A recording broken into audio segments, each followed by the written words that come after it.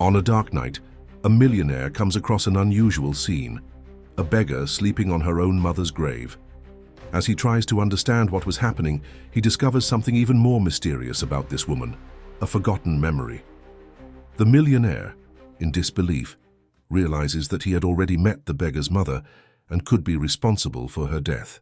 This revelation shakes his certainties and places him before a dilemma that will change his destiny forever. Get ready, because this story will touch your heart. Subscribe to the channel, like this video, and comment on where you are watching from. The sun was slowly setting on the horizon of the capital when Raphael Moretti parked his Porsche Cayenne at the entrance to the cemetery. His steps were heavy, not only due to the fatigue of another day of business decisions, but also due to the invisible weight of memories.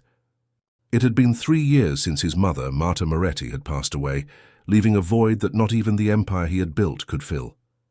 Raphael adjusted his Italian silk tie and picked up the bouquet of white lilies from the passenger seat. They were his mother's favorite flowers, a ritual she kept religiously during her monthly visits. As he walked among the graves, he watched the sky threaten rain, as if even the weather conspired to make this moment even more melancholy. "Hi, Mom," he murmured as he reached the marble tomb. "I brought your flowers." He placed the bouquet on the polished stone and allowed himself a moment of contemplation. Marta had been his only anchor of humanity. While he was building Moretti and Corporações, the largest construction company in the country, she was the one who reminded him that material successes do not fill emotional voids. "The company is growing more and more. We just closed on the new business center on Main Avenue. You would be proud," he said, knowing that in reality she would probably ask if he was getting enough sleep or if he had found someone to love. That was when a movement in the neighboring grave caught his attention.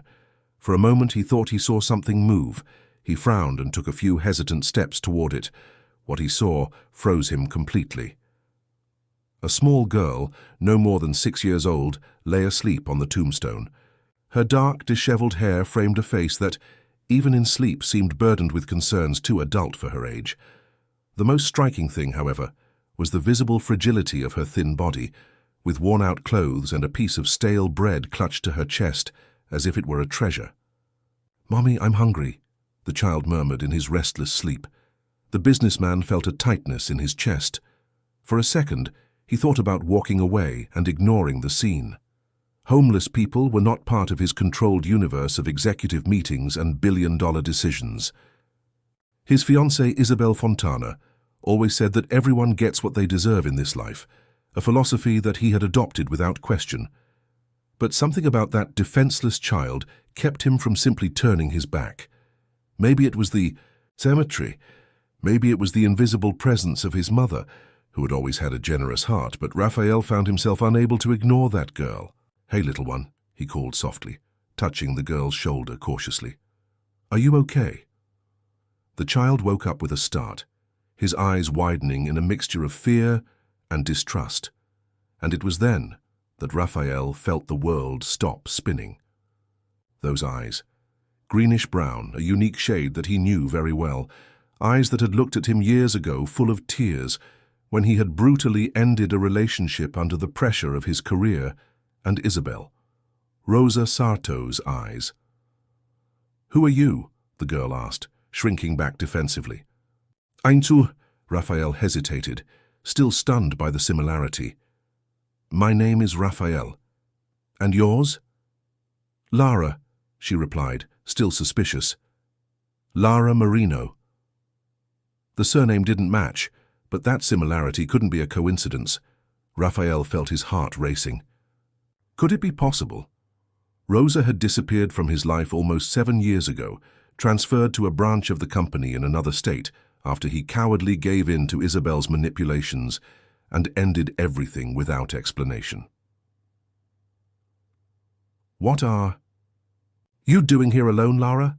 Where is your mother?" The girl pointed to the tombstone where she was lying, and Raphael felt a chill down his spine when he read the engraved name, Rosa Sarto Marino. "Mom is here. She got sick and went to sleep forever 2 months ago," he answered with a simplicity that only made everything more devastating. Raphael felt his legs weaken. The possibility that was beginning to form in his mind was too overwhelming. Rosa had left this girl, who must have been about the same age as the time since their relationship ended. "Lara, do you have any relatives? Anyone taking care of you?" The girl shook her head. "Uncle Eric said he would come back for me, but that was a long time ago. Now I live here with Mum." Raphael swallowed hard. That child was living in the cemetery. How was it possible that no one had done anything? In an unexpected gesture, Lara opened a small medallion that she wore around her neck. Inside was a faded photo of Rosa smiling, with the same sweet smile that Raphael remembered, and next to it was a small newspaper clipping with her photo, a report on the 30 most influential businessmen in the country. "Mummy said I would meet my dad one day," Lara said, with a childish hope that broke Raphael's heart. "She kept this photo. You look just like him." Raphael's world fell apart. The pieces fell into place in a way that was too painful. Rosa had gotten pregnant and he never knew. Did she try to find him, send him letters, call him? How did he not know? "Lara, are you hungry?" he asked, struggling to maintain his composure as 1,000 thoughts plagued him. The girl nodded. Shyly, "Come with me. Let's eat something and talk better."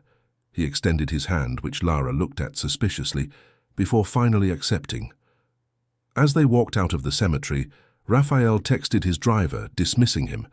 He needed time to process what was happening. Without outside interference, he took Lara to a simple diner nearby, a place she had never been to before, so far from her Michelin-starred restaurants. While the girl devoured a sandwich like someone who hadn't eaten in days, Raphael observed every detail of her face. The resemblance to Rosa was undeniable, but there was something of him there too. The shape of her chin, the way she frowned when concentrating. "Lara, do you know anything about your father? What did your mother tell you?" The girl took a sip of her hot chocolate before answering. "Mom said he was an important man who built big buildings. She always said that one day he would come for us, but then..." The child's voice broke. "Then she became very sick and could no longer work." Raphael felt a wave of guilt so intense that he could barely breathe. While he was immersed in luxuries and empty achievements, Rosa and this child, his daughter, were living in hardship. Did she try to talk to him? "Jaj, your father. Mom sent letters, lots of letters, and she cried when they came back. Then she started saving money so we could go to the big city to meet him, but then she got sick. Letters that returned." Raphael immediately thought of Isabel's personal secretary, who had been filtering all her correspondence for years. Could it be possible that... His phone vibrated insistently. It was Isabel, probably wanting to know why he hadn't arrived for the charity dinner they had scheduled for that night. Her name on his phone screen now made him feel nauseous. "Don't you have anywhere to stay, Lara?" The girl shook her head. Again. "The shelter is very far away and there are bad children there who take my food." Raphael made an instant decision, perhaps the first genuinely human one in years. "Would you like to come to my place? I have an extra room where you could stay until we sort this all out." Lara's eyes lit up with such pure hope that Raphael felt his heart, so long numb to real emotions, begin to thaw. "Can I take Mom's picture?" "Of course you can," he replied, his voice breaking. "You can take whatever you want." As they left the diner, Raphael knew that his orderly life was about to change completely. On the horizon, heavy clouds began to dissipate, allowing a few rays of sunlight to cross the sky of the capital. An unexpected light at the end of a day that had begun like all the others, but that would end as the most transformative of his existence. What Raphael didn't know was that, at that very moment, Isabel was in her mansion going through her personal files, preparing for a confrontation she wouldn't allow herself to lose. The real storm was yet to come. The Moretti mansion was a monument to opulence and good taste. With its impeccable gardens and contemporary architecture, the 3-story building had already graced the covers of interior design magazines. But, that night, its imposing electronic gate opened to welcome not only the owner of the property, but also a small passenger who watched everything with wide eyes. "Do you live here?" Lara asked, clutching her small battered backpack to her chest as the car pulled onto the property. Yes, Raphael replied, observing the mansion through the girl's eyes and realizing for the first time in years the absurd contrast between his lifestyle and the reality of most people. As he pulled up, Raphael saw lights on upstairs. Isabel was home and he knew a confrontation was inevitable. The bride was not known for her understanding or flexibility, especially when it came to altering her meticulously laid plans. "Let's go in," he said, helping Lara out of the car. "You must be sleepy, right?" The girl nodded, rubbing her tired eyes. Her small hands were rough with broken nails, hands that told a story of early struggle. Upon opening the front door, they were greeted by Alessia, the housekeeper who had worked for Raphael for over a decade. "Mr. Moretti, Miss Fontana has been waiting for you in the living room for more than 2 hours, and she doesn't seem—" The woman stopped talking when she noticed Lara. Her eyes widened in surprise, but her professional experience prevented her from asking questions. "Good evening, little one." "Hi," Lara replied shyly, partially hiding behind Raphael's leg. "Alessia, this is Lara. She's going to be staying with us for a while. Could you prepare the guest room next to my office?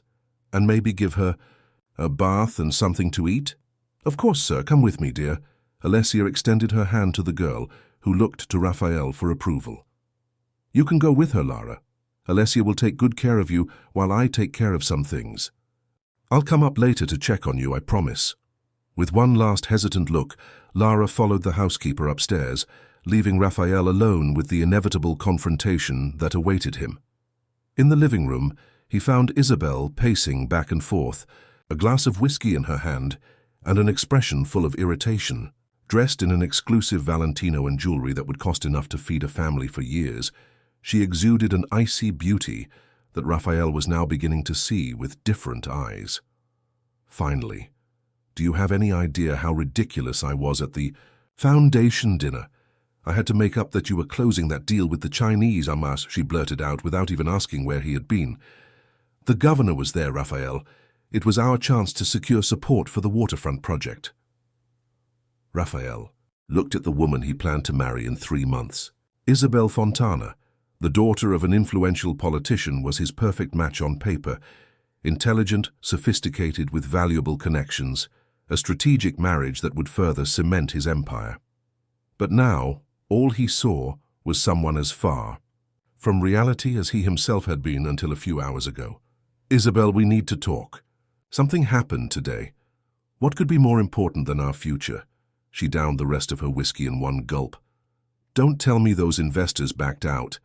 I told you you should have." "I met a child today," he interrupted, sitting down heavily on the sofa. "At the cemetery, visiting his mother's grave." Isabel stopped her nervous walk and looked at him suspiciously. "And since when do you care about abandoned children, Raphael? If you want to do charity, we can make a donation to some institution. We don't need to get personally involved. This child is different, Isabel." He took a deep breath, bracing himself for the storm. "I have reason to believe she is my daughter." The empty glass slipped from Isabel's hand and fell onto the Persian rug. "What?" His voice came out as a sharp whisper. "What are you talking about?" "Hers, Rosa Sato, the architect who worked on the Alameda project. 7 years ago." Raphael kept his gaze fixed on Isabel, who visibly paled. "You knew her, didn't you? In fact, you insisted on her being transferred to a branch when you realized we were a relationship." Isabel quickly regained her composure, her face transforming into a mask of calculated indignation. "That adventurer? Please, Raphael, she was an employee who didn't know her place. You said yourself that she was becoming a problem of your own making." Raphael's voice rose, decades of pent-up emotions finally finding an outlet. "What I discovered today makes me question everything, Isabel. The girl, Lara, is the image of Rosa, and she's exactly the age she would have been if she had been— What if? If she had gotten pregnant during your affair?" Isabel let out a dry laugh, but her eyes revealed a growing panic. "And you believed—" "That, Raphael, please, it's the oldest scam in the world. She probably instructed this girl to look for you when— Rosa is in the cemetery, Isabel," Raphael said in a grave voice. She's not teaching anyone, and the girl didn't look for me. I found her sleeping on her mother's grave, with a piece of old bread in her hands. The silence that followed was thick, almost palpable. Isabel walked to the bar and poured herself another generous shot of whiskey. Even if it is true, and I'm not saying it is, what do you intend to do? Bring a street child into our home? A child that we don't even know is really yours? That's crazy, Raphael, but she's already here. And I intend to do a DNA test as soon as possible. But even without that, Isabel, I know. When I look into her eyes, I know. Isabel spun on her heel, her eyes flashing with fury. You brought this girl into our home without consulting me? His voice was dangerously controlled. This is unacceptable, Raphael. Completely unacceptable. What will people say? What will my father think when he finds out that his future son-in-law has an illegitimate daughter with a random woman? Don't you dare talk about Rosa like that, Raphael warned, standing up. Something in his tone made Isabel take a step back. She deserved much more than what we gave her, and if Lara is my daughter, I will make up for all the lost time. Isabel seemed to calculate her options, her sharp mind working quickly to find a way out. Finally, her expression softened, and she placed the glass on the table, approaching Raphael with measured steps. Honey, I'm sorry, she said, touching his face with feigned tenderness. Of course, I'm just shocked. If you believe this, girl could be your daughter. We'll investigate this properly, discreetly. Raphael knew that tone. It was the same one Isabel used in difficult negotiations, when she strategically backed down to buy time. There is nothing to properly investigate, Isabel. I will do the DNA test, and when confirmed, I will officially recognize you as my daughter. Of course, she agreed quickly. We just have to be smart about it. If it's your daughter, we have to consider the legal implications. The media exposure, the last thing we want is a scandal.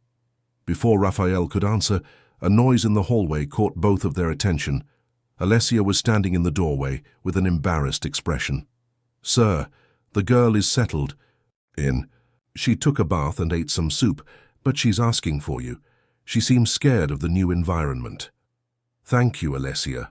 I'm already going up.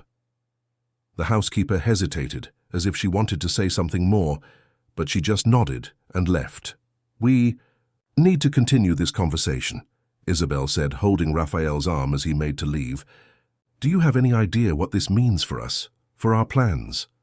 Not now, Isabel, he replied, pulling away. All I know is that a child, possibly my daughter, has spent the last 2 months sleeping in a cemetery while I've been living. My perfectly comfortable life. That changes everything. And if you can't understand that, maybe we need to reevaluate not only our plans, but our relationship.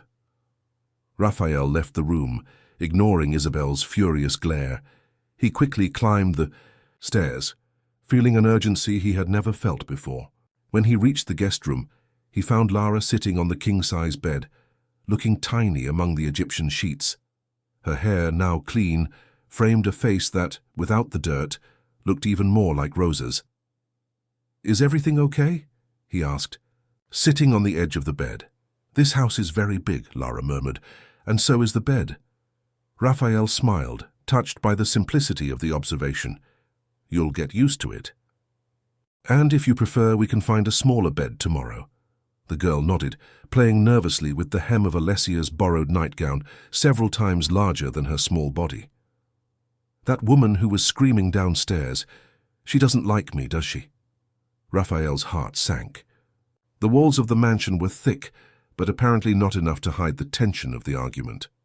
Isabel is just surprised, he replied, choosing his words carefully. She wasn't expecting visitors.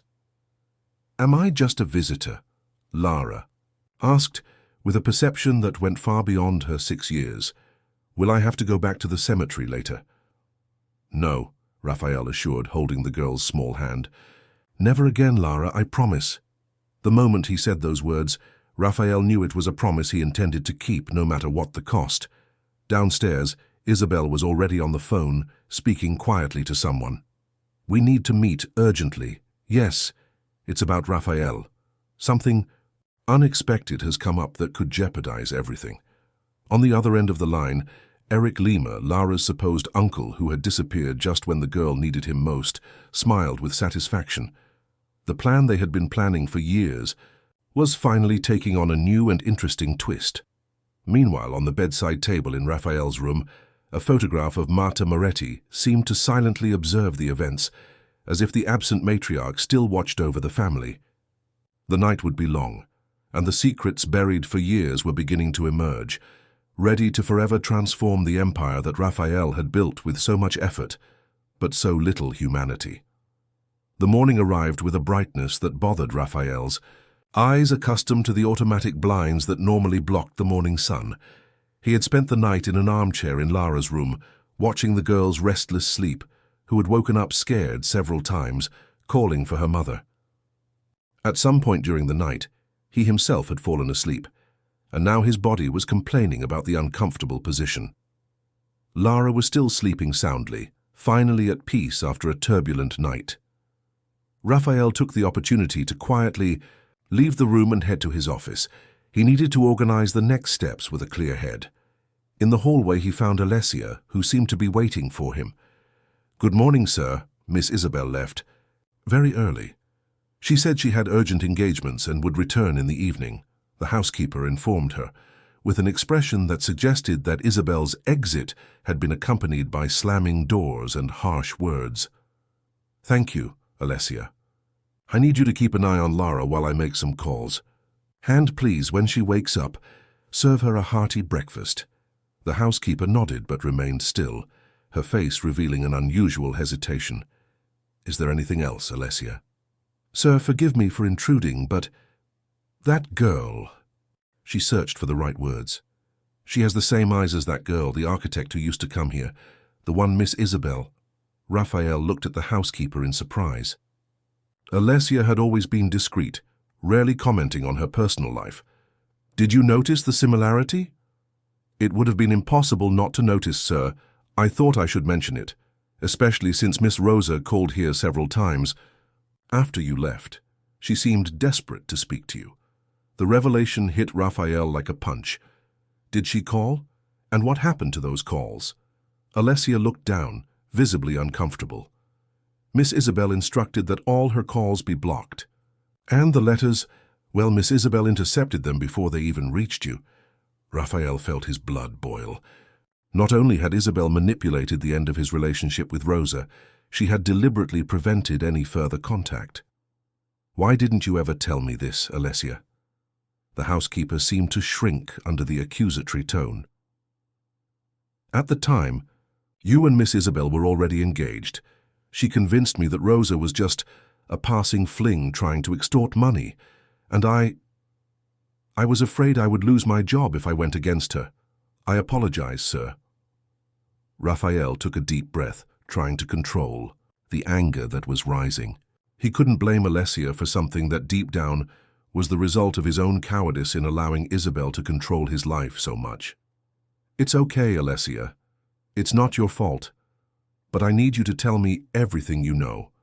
Every detail could be important." The housekeeper nodded, relieved. "There was a letter that Miss Isabel was unable to intercept. It arrived directly at your office the day she was away. You were in a meeting, so I put it in your desk drawer. But the next day, when I mentioned the letter, you said you hadn't found anything." Raphael frowned, trying to remember that specific episode. "In which drawer exactly did you put it?" "The one on the top right, where you keep your important documents." A chill ran down Raphael's spine. Isabel had access to his office. She could easily have removed the letter before he saw it. "Thank you, Alessia. Please take care of Lara. And if Isabel calls, tell her I'm in off-site meetings all day." Raphael locked himself in his office and immediately began rummaging through drawers and files. If Isabel had hidden this letter instead of destroying it, perhaps there was still a chance of finding it. After almost an hour of relentless searching, when he was about to give up, he noticed something, the false bottom of an old drawer where he kept confidential company documents. With trembling fingers, he removed the bottom and found a small package yellowed with age. There were letters, at least a dozen of them, all with the sender Rosa Sarto and all still sealed. The first was dated 7 years ago, just a few days after the forced end of their relationship. With his heart racing, Raphael carefully opened the envelope. Raphael, I know our end was abrupt and confusing. The way you dismissed me as if I meant nothing still hurts me, but I need you to know that I carry a part of you with me. I'm pregnant, Raphael. 2 months. I tried to tell you that day, but you didn't give me a chance. I'm not asking for anything. I just thought you had the right to know. If you want to be a part of this child's life, I'll be happy. If not, I'll understand. But I needed you to say no. Rose. Raphael's world fell apart. He opened the next letters with increasing urgency. Each documented a piece of the life he had missed. Lara's birth, her first steps, her words, the child's drawings carefully folded into the letters. Rosa had never asked for money or support. She was simply trying to maintain a channel so that one day father and daughter could meet. The last letter, dated just 3 months ago, was the hardest to read. Raphael, this may be my last attempt to contact you. The doctors don't give me much time, pneumonia they say, but it's actually a lack of resources for proper treatment. All these years I've held out hope that one day you'll respond, that perhaps one of my letters will reach you. Lara is 6 now. She is smart, sensitive, and has your eyes. She asks about you constantly. I have shown her pictures from magazines, told her stories about the great builder that is your father. Maybe it was cruel to entertain such hope, but I couldn't tell her that you simply didn't care enough to answer. My brother Eric promised to take care of her, but I don't trust him completely. He's always been unstable, and recently he's shown a suspicious interest in Lara, especially after he found out who her father is. I'm not asking for anything for myself, Raphael. It's too late, but if by some miracle this letter reaches you, please look for Lara. She deserves more than what the world has offered her so far. With what's left of love. Rose. Raphael dropped the letter, feeling physically ill. The entire narrative of his life for the past 7 years had been built on a lie. While he had expanded his empire, Rosa had struggled alone to raise their daughter. And now she was gone, believing to the end that he had deliberately ignored her. A soft knock on the door interrupted his dark thoughts. It was Lara, still wearing her oversized nightgown, her hair sticking out in various directions from sleep. Mrs. Alessia said you're busy, but... The girl hesitated, suddenly looking unsure. Raphael quickly put away the letters and approached her, kneeling down to be at her height.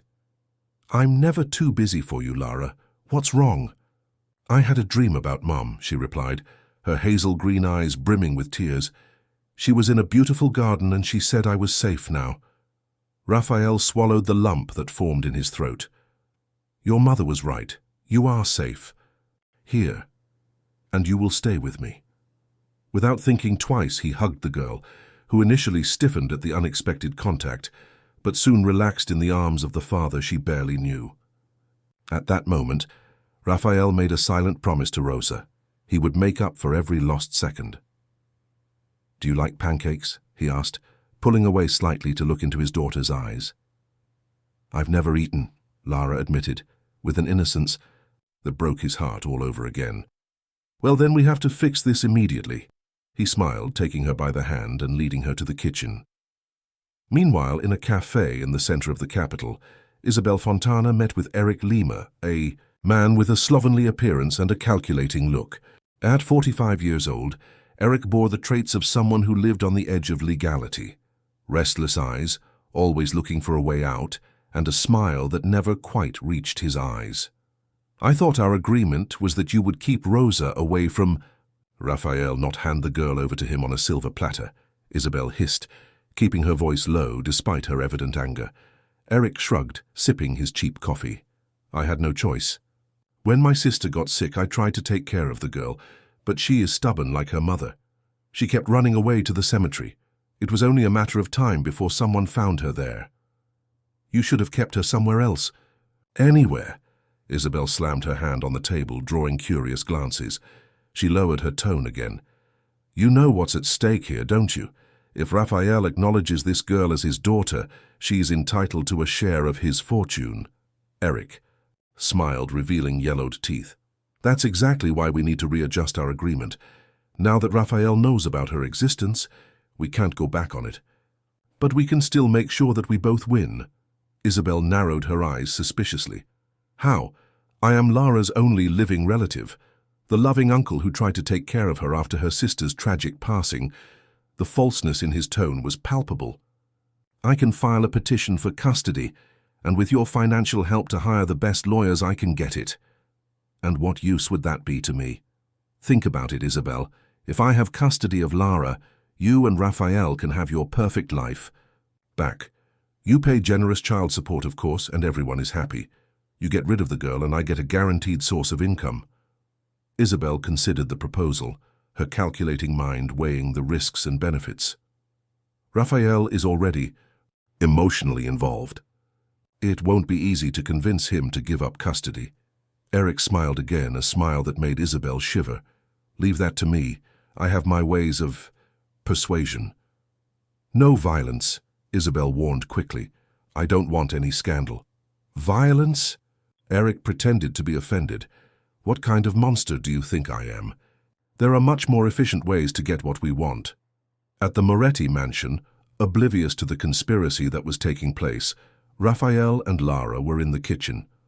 To the shock of the staff, the powerful businessman had dismissed the chef and was preparing pancakes himself, with the girl watching the process in fascination. When the first golden stack came out of the frying pan, Lara's eyes lit up like never before. Did you do it yourself? She asked in disbelief. My mother taught me when I was about your age, Raphael explained, feeling a wave of nostalgia. Marta Moretti had insisted that her only son learn practical things, despite the family's fortune. Money comes and goes, Raphael, but skills remain, she used to say. As Lara savored her first pancake, Raphael studied every detail of her face. Her small upturned nose was identical to Rosa's, but the shape of her face and the stubborn set of her chin were undeniably his. How could he have missed so much of this child's life? Lara, we need to go to the doctor today, he said cautiously. It's just a quick visit for a simple checkup. The girl immediately tensed up. I don't want to take injections. Mom took too many and still she... His voice broke. It's nothing like that, Raphael assured, understanding her fear. It's just a test where they collect some saliva from your mouth without pain. It's to confirm that I'm your father. Lara looked up from her plate, cautious hope lighting her face. Do you think you could be my father, for real? I'm almost certain, Lara. But we need this test so that no one can question it later. Like my uncle Eric, she asked, surprising Raphael. He always said that my father wouldn't want me, that I would be a problem. Raphael felt his anger rising again. This man, who was supposed to have taken care of Lara after Rosa left, had apparently caused more harm than... Good. Your uncle was wrong, he replied, keeping his voice calm despite his inner rage. Very wrong. And after the exam, we'll make sure no one can separate us again, I promise. A week passed in a whirlwind of emotions and revelations. The DNA test results arrived, confirming what Raphael already knew in his heart. Lara was his daughter. Upon receiving the news, Raphael felt a mixture of joy and despair, confirmation that he had a wonderful daughter and the certainty of the precious time he had lost. The news hit the capital's business circles like a bombshell. The discreet Raphael Moretti, who had always been so private about his personal life, was now at the center of a real media storm. The articles speculated about the existence of a secret heiress to the Moretti empire, although Raphael had done everything he could to protect Lara from exposure. In his office at Moretti Incorporações, Raphael analyzed documents with his trusted lawyer, Claudio Morel, a middle-aged man with decades of experience in family law. The papers for paternity recognition have already been submitted, Raphael, Claudio informed, adjusting his thin-rimmed glasses. As soon as they are processed, Lara will officially be a Moretti with all the corresponding rights. Raphael nodded thoughtfully. What about custody? You mentioned there could be complications. Claudio took a deep breath before answering. That's where the situation gets complicated. This Eric Lima guy really is Rosa's half-brother. He's already filed a custody request, claiming that he's... Been living with the girl since birth, and that you only recently appeared in her life. That's absurd. Raphael stood up, indignant. He practically abandoned Lara after Rosa left. She was living in the cemetery, Claudio. In the cemetery. I know, the lawyer made a placating gesture. And that will be used to our advantage, but he's claiming that it was just a difficult period, that he was looking for better conditions before taking you to live with him. And, unfortunately, he has a strong argument. You really were away for 6 years. Raphael felt the weight of guilt on his shoulders. As much as he knew that they had hidden Lara's existence from him, it was undeniable that he never questioned Rosa's abrupt disappearance, never insisted on finding her again. He is not in a position to raise a child, Claudio. He is not financially stable. He does not have a fixed residence. And that's our strong point. We'll argue based on the best interests of the child. You can offer stability, quality education, medical care. But be prepared, Raphael. Custody cases can be extremely stressful, especially when they involve assets like yours. Raphael ran his hand through his hair, frustrated. Why is he doing this? It's clear he has no genuine interest in Lara. Claudio closed his document folder with an expression that suggested the answer was obvious. Money, Raphael. It's always about money. If he gets custody of the girl, he'll have access to alimony, which in his case would be substantial, and depending on how things play out, he might even be able to manage part of the assets she inherits. When the lawyer left, Raphael remained in his office, looking out the panoramic window at the city. The capital stretched out at his feet, a concrete jungle that he had always known how to navigate. But now he faced a different kind of battle, one for which he felt unprepared. The intercom rang, interrupting his thoughts. Mr. Moretti, there's someone at reception insisting on seeing you, his secretary informed him, visibly embarrassed. It's Mr. Eric Lima. He says it's about your daughter. Raphael felt his blood boil. The audacity of that man to appear in his office and send him up, he decided after a moment. I'll see him. Minutes later, Eric Lima entered the room. He was wearing a cheap, ill-fitting suit, probably bought for the occasion in an attempt to appear respectable. His forced smile contrasted with his calculating gaze. Mr. Moretti, it's a pleasure to finally meet you in person. Rosa spoke highly of you. Raphael did not stand up to greet him, nor did he offer him a seat. What do you want, Lima? My lawyer is already taking care of everything. Eric didn't seem intimidated. He sat comfortably in the chair across from Raphael's desk as if he had been invited. Lawyers complicate everything, don't you think? I thought we could resolve this like two grown men without all this bureaucracy. There is nothing to solve. Lara is my daughter, and I will make sure she gets everything she deserves. Ah, but that's the problem. Eric leaned forward, lowering his voice conspiratorially. Do you really think you can make up for 6 years of absence overnight? Lara needs stability, familiar faces. I'm the only family she's ever known. Family? Raphael almost spat the word. You left her sleeping in a cemetery. What kind of family does that? Eric made a dismissive gesture with his hand. An unfortunate setback. I was struggling, but now I'm ready to give Lara the home she deserves. With my money, I presume, Raphael retorted, increasingly disgusted by the conversation. Well, you're not going to deny your daughter adequate financial support, are you? Eric's smile widened. And while we're at it, I don't think your fiancé is too thrilled about the prospect of raising another woman's child. The mention of Isabel made Raphael narrow his eyes. Do you know Isabel? Let's just say we have aligned interests. Eric let the insinuation hang in the air. The pieces began to fall into place in Raphael's mind. The disappearance of the letters, Isabel's insistence that Rosa be transferred, and now this man suddenly appearing to fight for custody of Lara. Leave my office now, Raphael ordered, his voice dangerously low. Any further communication will be through our lawyers. Eric stood up slowly, adjusting his cheap jacket. As you wish, but know that this won't be easy. I have proof that you intentionally abandoned Rosa when you found out about her pregnancy. What do you think? The judge will think of this. What will the press say when they find out that tycoon Raphael Moretti turned his back on his pregnant lover? That's a lie. Raphael hit the table hard. I never knew about the pregnancy. Your word against hers, Eric shrugged. Oh. Wait, she's not here to defend her version anymore, is she? How convenient. Before Raphael could react, Eric walked to the door. Before leaving, he threw out one last provocation. By the way, did Lara ask about me? We're very close, you know. She calls me Uncle Dudu. Maybe I can visit her one of these days to catch up.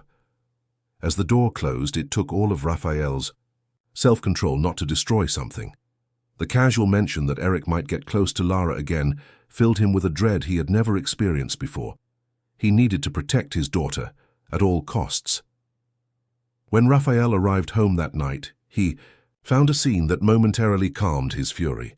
Lara was in the living room, surrounded by papers, drawing intently. Alessia watched from a distance, a fond smile on her face.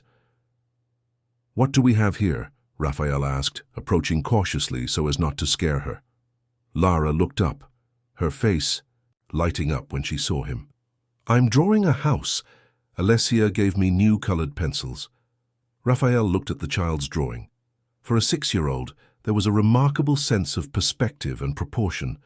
The house had large windows, a flower garden, and figures that he assumed were people. "It's very beautiful, Lara. You have talent."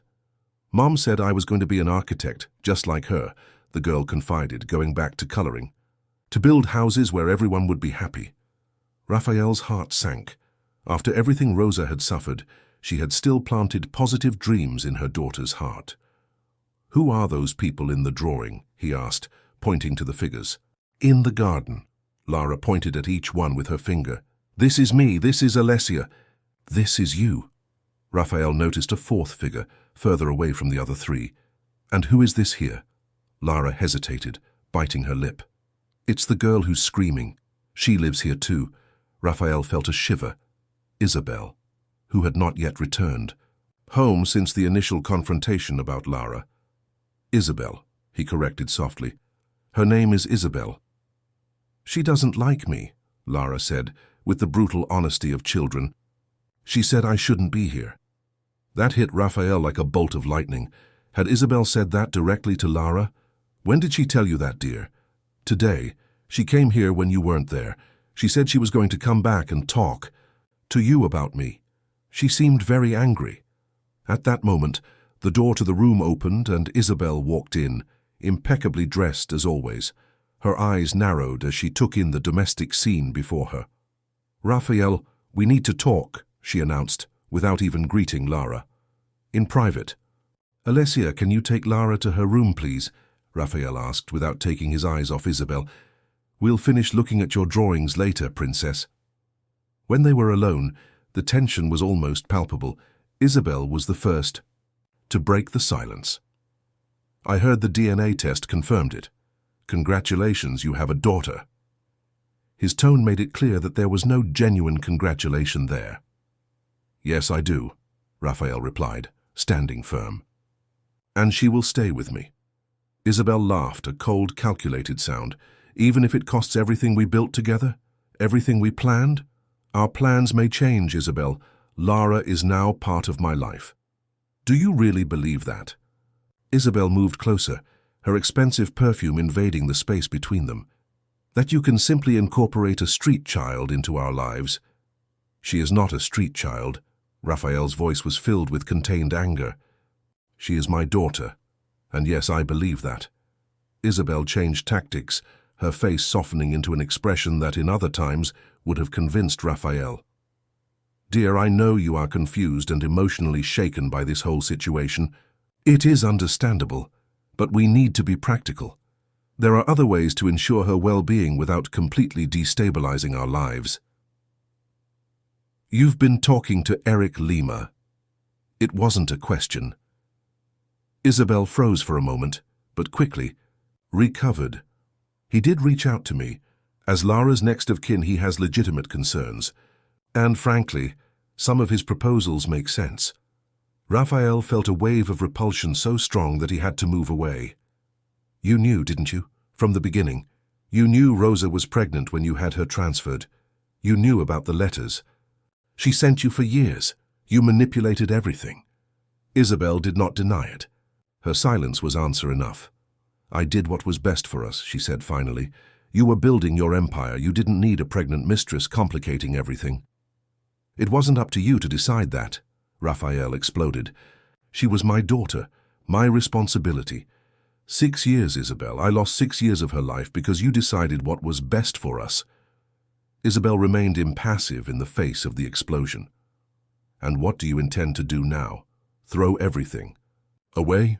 Our partnership, our plans, our marriage? For a child you barely know? Be realistic, Raphael. Realistic," he laughed bitterly. "You conspired with a criminal to keep my daughter away from me, and now you want to talk about realism?" Isabel narrowed her eyes, abandoning her conciliatory facade. "Be careful with your accusations. There is no proof of any of this." "I don't need proof to know who you really are," Raphael replied, a cold calm replacing his explosive anger. "And as for our marriage, I think we both know there was never any true love there. It was a convenient partnership, as you said yourself." Isabel turned pale. "Are you breaking up with me? Because of her?" "I'm choosing my daughter," Raphael corrected. "And yes, that means our relationship is over. I'd like you to pack your things and leave my house by tomorrow." "You're going to regret this," Isabel hissed, her mask of sophistication completely gone. "Do you think you can just discard me?" "I'm not discarding anyone, Isabel. I'm just choosing finally what really matters." As Isabel stormed out, Raphael remained in the living room, feeling strangely light despite his emotional turmoil. Upstairs, unbeknownst to him, Lara sat at the top of the stairs, having escaped Alessia's watch. She had heard every word of the argument, and though she did not understand it all, one thing had become clear. Her father had chosen her above all else. In her little heart, a seed of hope was finally beginning to bloom. Isabel's departure from the Moretti mansion created a vacuum that, surprisingly, brought more peace than chaos. For Raphael, mornings now began with Lara's shy smile, as she gradually lost her fear of showing affection. Nights ended with bedtime stories, a ritual he never imagined would become the most anticipated part of his days. However, outside that newly formed sanctuary, a storm was brewing. Isabel was not the kind of woman who accepted defeat, and her humiliation had turned into a meticulously planned revenge. In her apartment in Jardins, she received Eric Lima with increasing frequency, both of them plotting ways to separate father and daughter. On that particular afternoon, Isabel paced back and forth while Eric leafed through documents on the couch. "The judge has set the preliminary hearing for next week," he said with barely concealed satisfaction. "Our lawyer is confident. We have a good case." "It's not enough," Isabel said, pouring herself a drink. "Raphael has money and influence. We need something more forceful." Eric closed the document folder, a mischievous smile forming on his lips. "Maybe we do. We've talked so much about attacking Raphael's public image, but there's an angle we haven't explored yet." "Which?" "Lara herself." He paused dramatically. "Children can be very impressionable and confused about what really happened in their lives." Isabel stopped her nervous walk, intrigued. "What are you suggesting?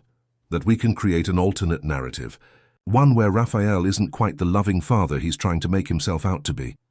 Eric leaned forward, lowering his voice as if he feared being overheard. "What if Lara started showing fear of him, worrying behaviors that suggest she's not happy in that house?" Isabel's face lit up with understanding, but then it tightened into hesitation. "That's risky. We're talking about manipulating a child." "It's not manipulation," Eric waved away the concern. "It's just helping her express what she really feels. After all, she barely knows Raphael. It's natural for her to feel insecure, maybe even scared about all this change." Isabel pondered the idea.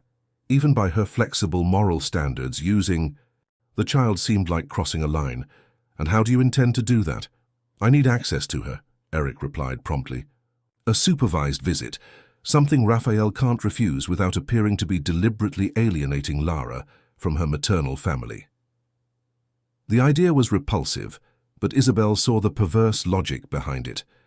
If Lara showed any sign of rejection of Raphael, especially in front of professionals or the judge, it could completely change the course of the custody case.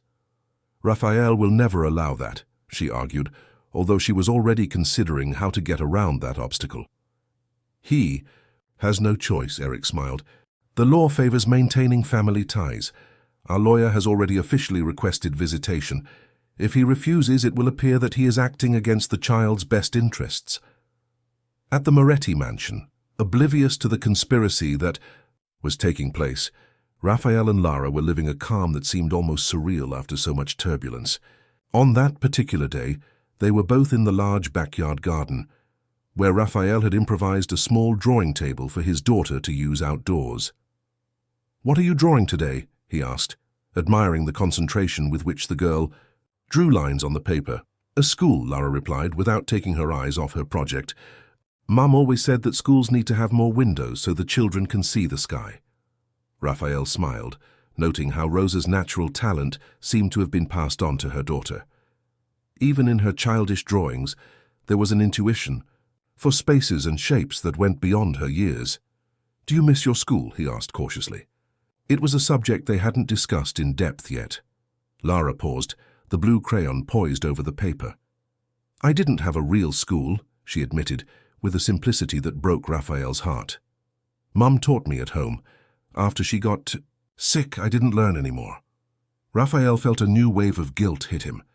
While his daughter lived a precarious childhood, deprived of even a formal education, he accumulated fortunes and lived in total opulence. "Well, that's about to change," he said, trying to keep his voice steady despite his emotion. "I found a really good school near here. They have a special program for kids who need time to adjust. What do you think?" Lara's face lit with cautious hope. "Will I be able to have friends? Like in the books?" Once again, Raphael was reminded of how lonely her life had been.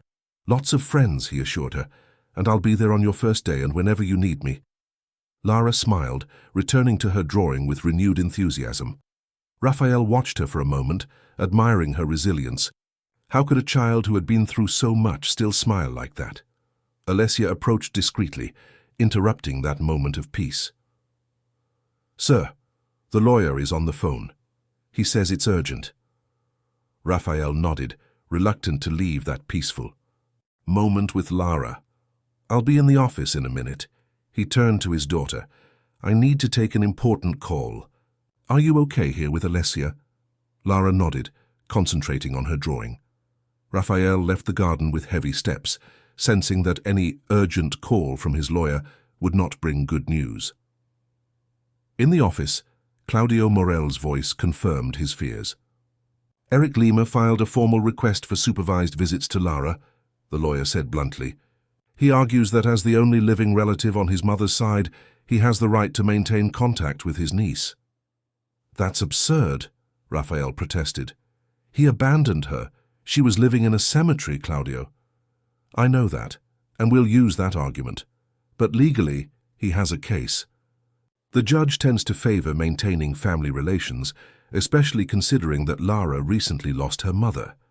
Raphael felt a knot form in his stomach. "There's something else you're not telling me." An audible sigh came from the other end of the line. "Isabel is supporting his request, formally. She filed an affidavit stating that during the time she lived with you, she witnessed concerning behavior that suggests you may not be emotionally prepared to raise a child alone." Isabel's betrayal was no surprise, but still, the extent of her revenge shocked him. "Thais, what kind of behavior does she allege? Outbursts of anger, obsession with work, emotional neglect?" Claudio paused. "And he suggests that, given your history of abandoning Rosa when you found out about her pregnancy, you could repeat the pattern with Lara when she becomes an inconvenience in your life." Raphael closed his eyes, trying to control his rising fury. Isabel was using every confidence, every moment of vulnerability they had shared against him. "That's all a lie." "I know," Claudio assured.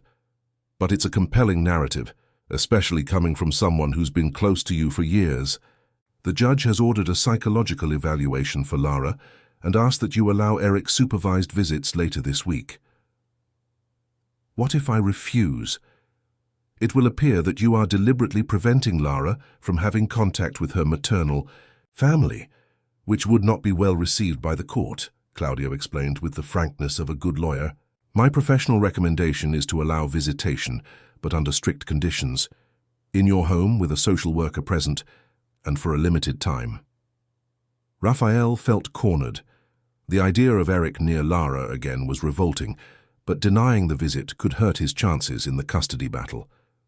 Okay, he finally agreed, but I want you there too, and I'm going to hire additional security. After hanging up, Raphael remained motionless in his chair, his mind racing to find a way out of this situation. It was clear that Isabel and Eric were conspiring together, but what was their real goal? If Eric really did get custody of Lara, what would he do with her? The obvious answer, money, was not comforting enough. In the garden, Lara continued drawing, oblivious to the battles raging around her. When Raphael returned, forcing a smile that didn't reach his eyes, she held up her finished drawing with pride. Look, I finished school. Raphael looked at the colorful drawing. The school Lara had imagined did indeed have huge windows, a vibrant playground and smiling children. But the detail that caught his attention was an adult figure holding hands with a smaller child, both in front of the building. Who are these people here? He asked, pointing to the figures. It's us, Lara replied as if it were obvious. You taking me to school on the first day. Raphael felt a lump in his throat. That simple, childish drawing represented everything he wanted to protect, the possibility of a normal future. With his daughter, filled with ordinary moments that now seemed extraordinarily precious to him. It's beautiful, he managed to say, hugging her gently. Let's frame it. That night, after putting Lara to bed, Raphael sat in the darkness of her room, watching her sleep. The girl's calm breathing contrasted with the storm in his mind. How could he protect her from Isabel and Eric's cruel games without subjecting her to more trauma? His phone vibrated, indicating a message. It was from an unknown number. I have information about Eric Lima that may be of interest. Don't trust anyone who is close to him or Isabel. Meet me tomorrow at the cafe in the Cultura bookstore at 10 a.m. Go alone. Raphael viewed the message with suspicion. It could be a trap, another manipulation by Isabel. On the other hand, any information about Eric could be crucial at that moment. He decided he would go, but not alone. He would contact his head of security to ensure the meeting was discreetly monitored. He couldn't afford to trust anyone blindly, not when Lara's well-being was at stake. Meanwhile, in her apartment, Isabel watched a video secretly recorded on her cell phone. It was a conversation between her and Eric, where they both openly discussed their plans to gain custody of Lara and subsequently extract money from Raphael. Her finger hovered over the delete button, but she hesitated. That recording was her only safeguard, her insurance policy in case Eric decided to cheat on her. After all, she didn't trust him any more than she trusted any other man in her life. What Isabel didn't know was that, as she watched the video, a pair of watchful eyes were watching her through the window of her apartment. Someone who had their own reasons for wanting to see Eric Lima exposed, and who was now preparing to change the balance of this dangerous game. At the Moretti mansion, Raphael finally fell asleep in the armchair next to Lara's bed, his last thoughts before falling asleep, revolving around a single certainty. For the first time in his life, there was something worth sacrificing absolutely everything for: the love for his daughter. The shopping mall's bookstore was busy that morning, with people immersed in books or enjoying the cafe next door. Raphael arrived at exactly 10 a.m., dressed casually so as not to attract attention. Following his plan, 2 undercover security guards positioned themselves strategically around the area, alert for any suspicious movements. He chose a discreet table in the corner with a view of the entrance and ordered a coffee. 15 minutes passed without anyone approaching him. Raphael began to suspect that this really was a trap, perhaps a distraction to keep him away from Lara while something happened in the mansion. He was about to call home when a middle-aged woman, dressed simply and with grey hair tied in a bun, sat down opposite him without ceremony. "Mr. Moretti," she greeted him with a brief nod. "Thank you for coming." Raphael studied her cautiously. She didn't look threatening, but she also didn't seem like the type of person who would have information about Eric Lima or Isabel. "Who are you?" he asked directly. "My name is Helena Campos," she replied, placing a worn-out bag on the table. "I was a maid in the house where Rosa and Eric grew up. I practically raised them both after their parents passed away."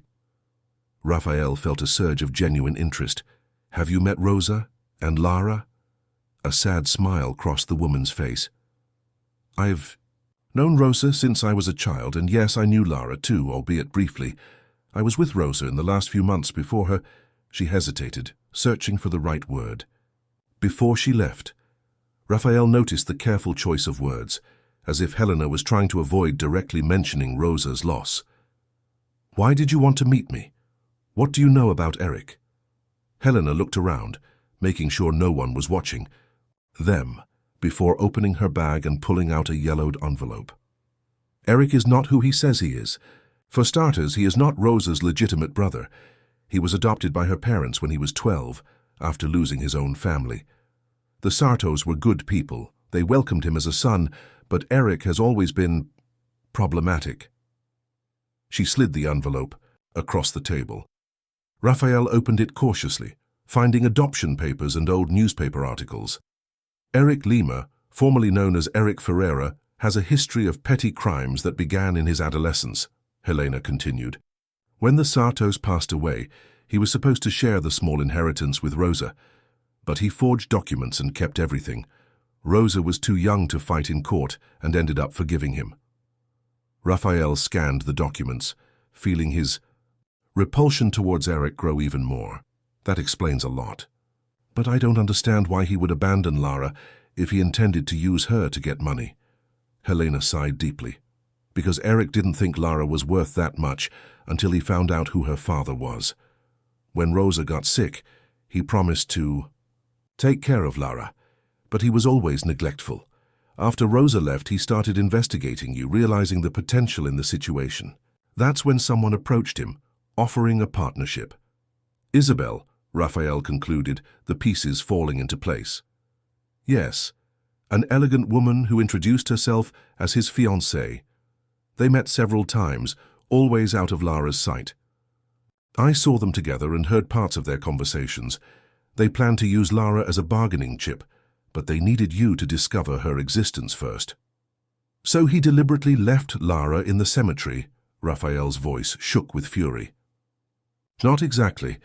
Eric is careless and cruel, but he didn't plan it that way. Lara ran away to the cemetery several times after her mother left. What he did was stop looking for her, knowing it would only be a matter of time before someone found her there. And who better to find her than you, who visited the grave next door regularly?" Raphael felt disgusted. Using a vulnerable child in such a sordid scheme was low even for Isabel and Eric. "Why are you telling me this now? Why didn't you call the police?" Helena lowered her eyes, a gesture that conveyed guilt. "I was scared. Eric has connections with dangerous people, and to be honest, I didn't know if you really cared about Lara. Rosa always said you were a good man deep down, but that power and money had changed you. I needed to see for myself. And how do you know you can trust me now? I've been watching from afar. I saw how you're fighting for her, how you gave up your relationship with that woman. And Lara." A genuine smile lit up his aged face. "She seems happy the few times I've seen her with you leaving the mansion. Her eyes have a sparkle that I lost sight of after Rosa left." Raphael absorbed this information in silence. The idea that this woman was watching him with Lara should have alarmed him, but strangely, he felt only gratitude that someone had cared enough to keep an eye on the girl's well-being. "There's one more thing," Helena added, taking another envelope from her bag. "Perhaps the most important thing." This second envelope was thinner, containing only a few pages. When Raphael opened it, his heart nearly stopped. It was a will, signed by Rosa shortly before her departure. "Did she leave a will?" he asked, surprised. "Yes, Rosa knew that her time was running out. She left everything organized, including the designation of who should have custody of Lara in case of her absence. Raphael quickly scanned the document, his heart racing as he read the name designated as Lara's legal guardian. Raphael Moretti, biological father of Lara Sato Moretti. She named me guardian even after everything? Rosa never stopped believing that if you knew about Lara, you would do the right thing, Helena explained, with a look that suggested she didn't entirely share that confidence. She knew Eric couldn't be trusted, and I was too old to take responsibility. You were her last hope. Why didn't Eric mention this will in the custody proceedings? Because he doesn't know it exists. Rosa gave it to me personally, asking me to keep it and only reveal it when I was sure that you really wanted Lara out of love, not obligation. Raphael felt tears forming in his eyes, struggling to hold them back in public. Even after everything Rosa had been through, after years of forced silence, she had still trusted him enough to leave her daughter in his care. "This changes everything," he said, holding the document as if it were a treasure. "With this, we can end the custody process immediately. There's one more thing you should know." Helena hesitated, her gaze darkening. "Isabel Fontana isn't just a spiteful fiancée trying to get revenge. She has a personal interest in keeping Lara away from you." "What interest?" "She and Eric have an agreement. If he gets custody of Lara, Isabel will officially adopt the girl after their wedding." Raphael almost dropped his cup. Marriage. Isabel and Eric. Helena nodded gravely. "They've been involved for months, long before you found out about Lara. Their plan was to create a perfect family." His voice held disdain. "Isabel as the devoted mother who saved Lara from her biological father's neglect, Eric as the loving adoptive father, and you funding it all through child support and possible future arrangements." The revelation hit Raphael like a thunderbolt. It wasn't just about money or revenge. It was about creating a narrative in which Isabel emerged as a heroine, ready to reclaim her place in high society, no longer as the betrayed bride, but as the savior of a helpless child. "We need to take this to the judge immediately," Raphael decided, carefully putting the documents away. "Be careful," Helena warned. "Eric can be very dangerous when cornered, and Isabel has nothing to lose now."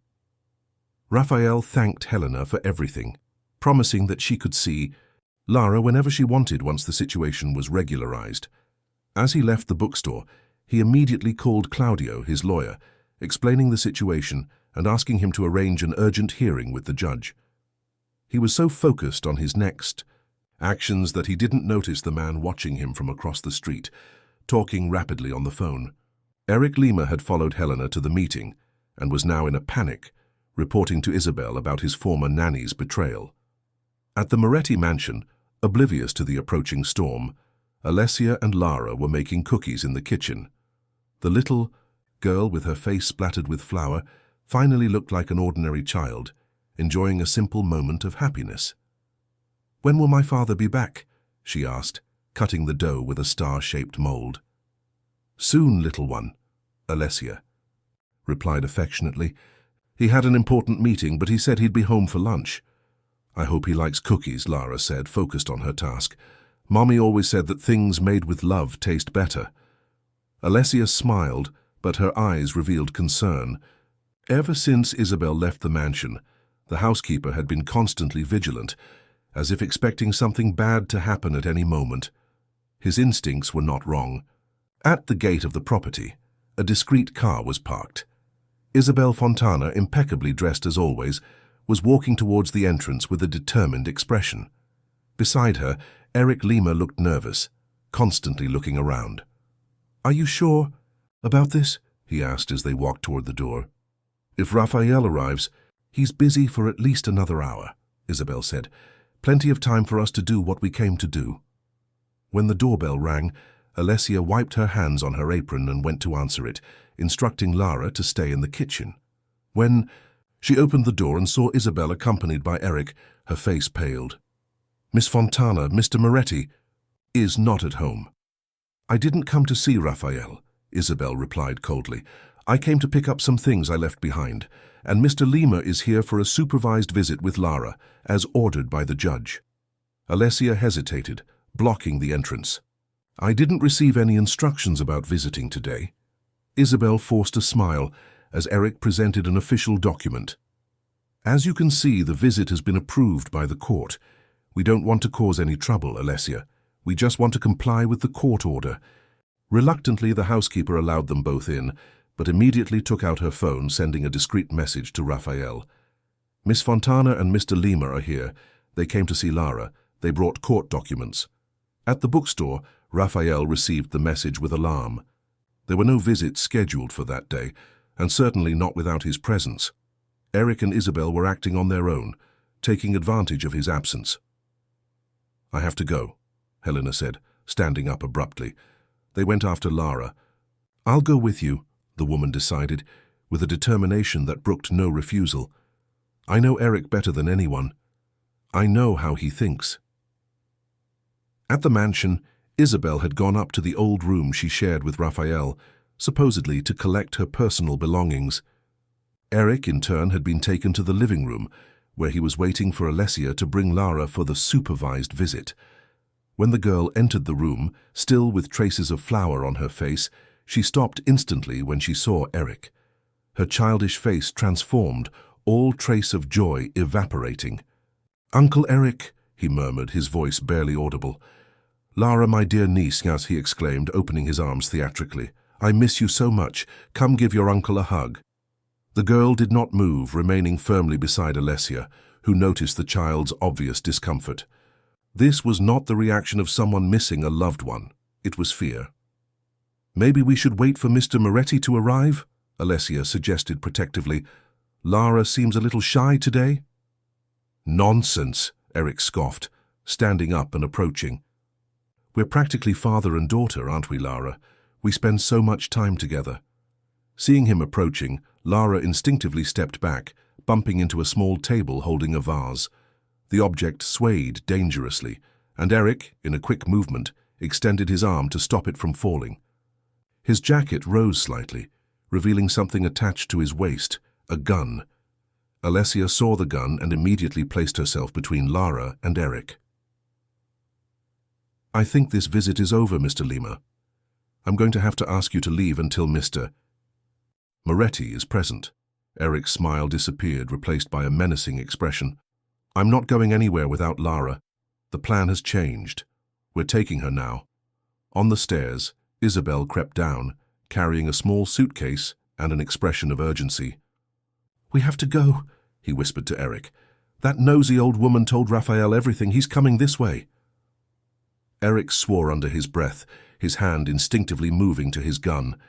He looked from Lara to Alessia to Isabel, calculating his options. "Lara is coming with us," he decided. "She is our only guarantee now." "Are you crazy?" Isabel hissed. "This is kidnapping." "It's our only chance," Eric insisted. "If we let that will get to the judge, we lose everything." The standoff was interrupted by the sound of a car braking suddenly at the entrance to the mansion. Raphael had arrived, accompanied by Helena and her security guards. The situation had reached its breaking point, and the next few moments would determine the fate of everyone involved in this complex web of lies and manipulation. The sound of the front door opening echoed through the mansion like thunder, announcing the final storm. Raphael entered first, his steps determined, his face marked by a combination of fury and fear. Behind him, Helena Campos and two corporate security guards advanced with watchful expressions. In the living room, the scene was tense. Eric with his hand close to the gun at his waist, Isabel paralyzed on the stairs with her suitcase in her hands, Alessia protectively in front of Lara. The girl, frightened, had silent tears running down her face, still marked by cookie flour. "Father!" Lara exclaimed upon seeing Raphael, her voice breaking the heavy silence. That single word, spoken for the first time, hit Raphael with overwhelming force. It was the first time Lara had called him father. In the midst of the chaos, that small miracle crystallized for him everything that was at stake. "It's going to be okay, honey," he assured, never taking his eyes off Eric. "No one's going to hurt you."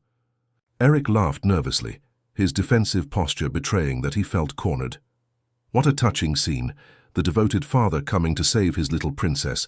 Too bad he arrived too late. "It's over, Eric," Raphael said with surprising calm. "We have Rosa's will, we know everything.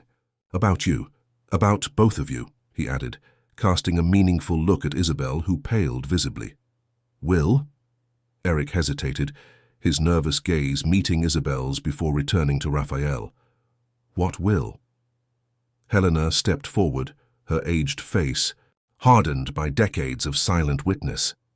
"The will Rosa left with me, Eric, where she names Raphael as Lara's legal guardian and explicitly forbids you from having any role in her upbringing."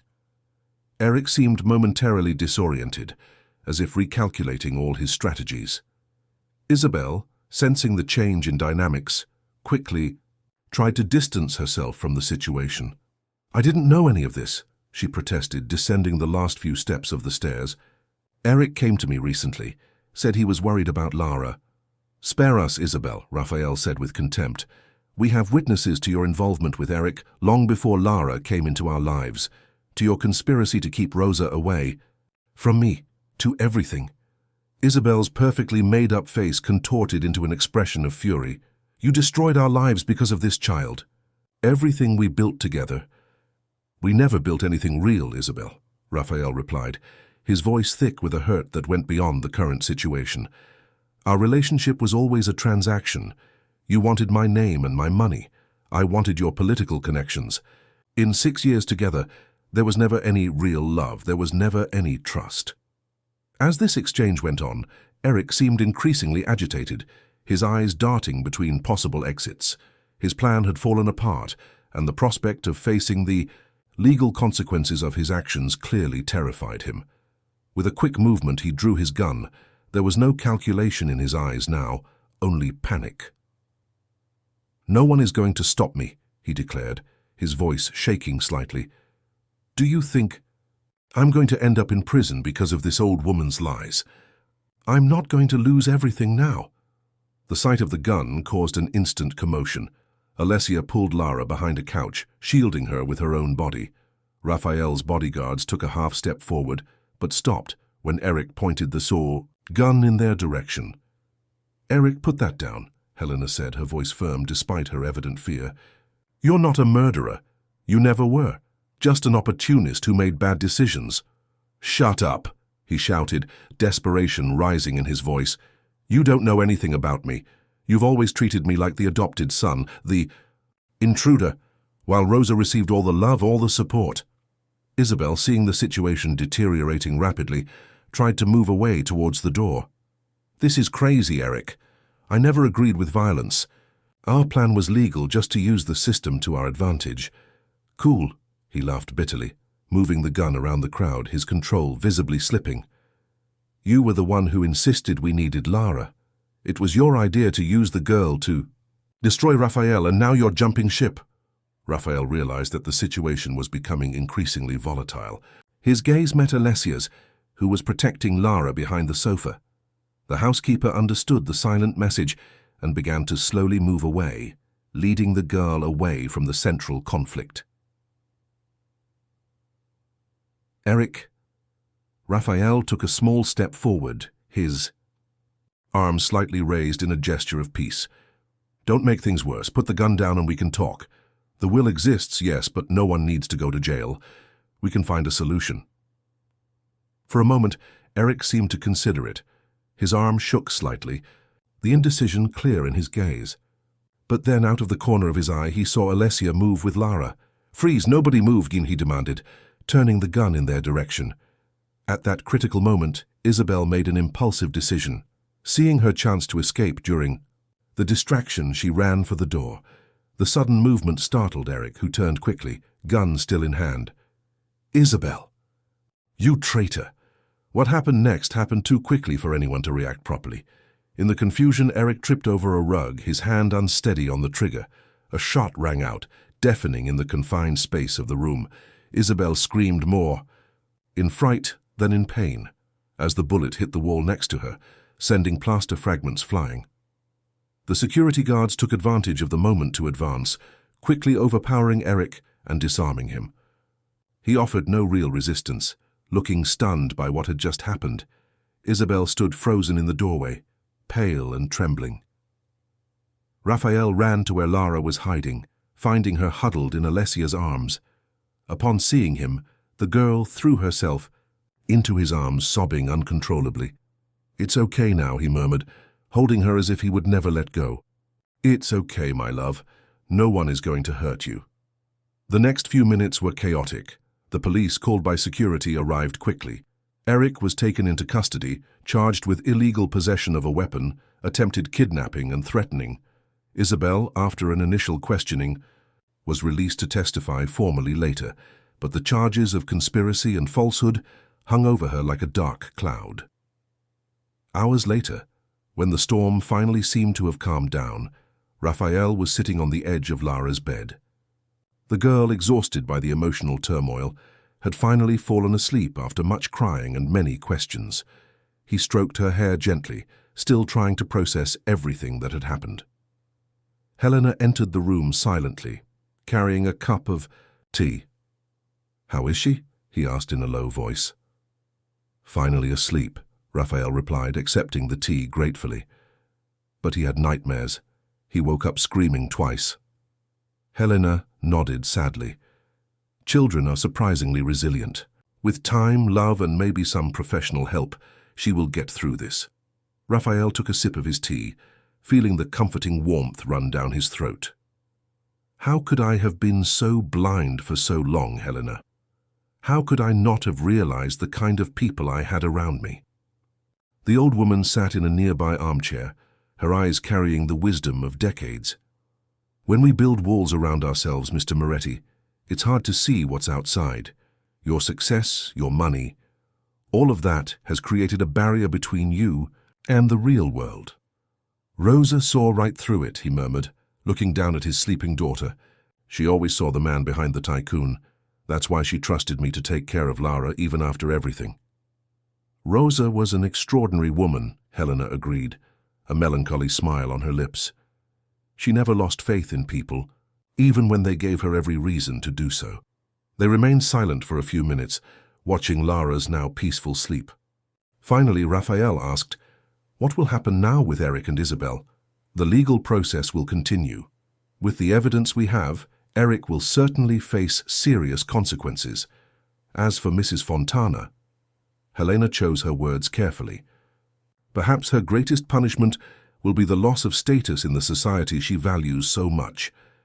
Raphael nodded, surprised to find that he felt no satisfaction at the prospect of revenge, just a deep weariness and the desire to move on. "And you, Helena, what do you plan to do?" the old woman sighed. "I'll go back to my little house. I've already fulfilled my promise to Rosa, to make sure Lara stays with someone who really cares about her. I'd like you to consider staying," Raphael suggested, taking her by surprise. "Not as a maid, but as part of the family. Lara needs connections to her past, to memories of her mother. And frankly, I could use some advice from someone who actually knew Rosa." Helena's eyes moistened slightly. "It would be an honor," she replied simply. 3 months later. The spring sun bathed the garden of the Moretti mansion, now transformed into a small playground. Lara, wearing a flowery dress and with her hair tied in a braid made by Helena, played happily on the swing that Raphael had personally installed. "Higher, Dad. Higher!" she begged, laughing as he gently pushed the swing. Raphael obeyed, amazed at his daughter's resilience. The sessions with the child therapist were helping, and little by little Lara was becoming a happy, confident child. Her nightmares had diminished, and she spoke more openly about Rosa, keeping her fond memories of her mother alive. Claudio Morel, the lawyer, walked across the garden towards them, a briefcase under his arm and a satisfied smile on his face. "I have news," he announced, greeting Lara with a wave that she returned happily. "The judge has issued the final decision. Lara's custody has been officially granted to you without any possible dispute. Rosa's will was decisive." Raphael felt a wave of relief run through his body. And Eric? He took a deal. He confessed to all the schemes, including his involvement with Isabel. He received a reduced sentence, but it was still significant. I doubt he'll bother them again when he gets out. And Isabel? Claudio shrugged. He avoided prison, but his reputation is ruined. I hear he's leaving the country, probably to start over somewhere where his name isn't associated with the scandal. Raphael nodded without any bitterness. Isabel was now just a closed chapter in his life, a reminder of who he used to be and what he had almost lost. Oh, I almost forgot, Claudio added, taking a document out of his folder. Lara's name change process has been approved. She is officially Lara Sartomoretti now. Dad, look, Lara called from the swing, oblivious to the adult's conversation. I'm flying. Raphael smiled at her, his heart overflowing with an emotion he never imagined possible. I see, Princess. She thanked Claudio, who promised to send the remaining documents to the office, and returned to her daughter. As she watched her play, she reflected on the extraordinary journey that had brought them here, a journey that had begun with a chance encounter in a cemetery and resulted in the most profound transformation of her life. On the balcony, Helena and Alessia watched the scene with approving smiles, two silent guardians of a family that was finally finding its balance. Beside them, on a carefully placed pedestal, was a portrait of Rosa, her smile immortalized so that Lara would never forget her mother's face. Raphael's phone rang. It was Marcelo, his CFO, probably on some corporate emergency. For the first time in his career, Raphael ignored the call without feeling guilty.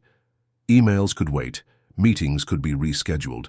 The empire he had built would still exist tomorrow. But these moments with Lara, these were irreplaceable. How about some ice cream, he suggested, helping her down from the swing. Chocolate mint, Lara asked immediately, her eyes shining with anticipation. An unusual combination, Raphael laughed, taking her hand. Just like your mother. She also loved strange flavors together. Tell me more about Mom, Lara asked as they walked inside. What was she like when you met? Raphael smiled, feeling a mixture of sweet nostalgia and deep gratitude. Your mother was the most brilliant person I've ever known, he began. She had ideas that no one else had. She saw beauty where no one else saw it. As they entered the house, their voices mingled with Lara's laughter, creating the most beautiful music these walls had ever witnessed. The mansion that had once been merely a symbol of power and status was finally becoming a home, a true home.